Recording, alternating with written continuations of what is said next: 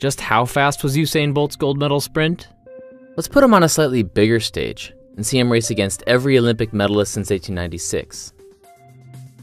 This imaginary race, assembled using runners' average speeds, reveals just how much faster sprinters have become. A few lanes over, we see another Usain Bolt, who dominated the field in Beijing in 2008. Almost 10 feet back, Carl Lewis, gold medalist in Seoul in 1988. He won in 1984 too, one of just a handful of sprinters on this track twice. As we go further back in time, we pass more of the fastest sprinters in history. Jim Hines, the first man to break 10 seconds in the Olympics. Jesse Owens, who won 4 golds in Berlin in 1936.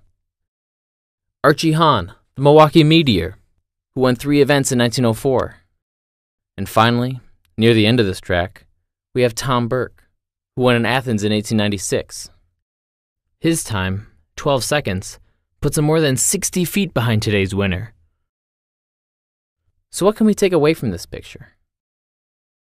For one, a lot of these sprinters are from the US. Although Americans have had a rivalry with British sprinters, and, more recently, Caribbean athletes, nearly half of these runners are Americans. But we can also see that glory is fleeting. Repeat performances are rare. There's been a new winner on the podium in all but 3 Olympics. But to get a little bit more perspective, let's see how some of America's best young sprinters would fit into this group. Here are the fastest kids at the 100-meter dash at different ages, as recorded by the Amateur Athletic Association. Obviously, they're way behind today's athletes, but they're not as far behind as you might expect. America's fastest 8-year-old did the 100-meter dash in 13.5 seconds, which would have put him less than a second off 3rd place in 1896. Not bad for grade school. And the record for 15 to 16-year-olds is a 10.27.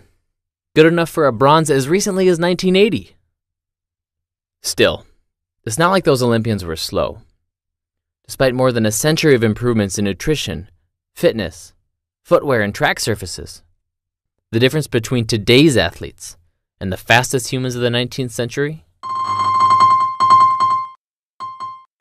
Just about 3 seconds.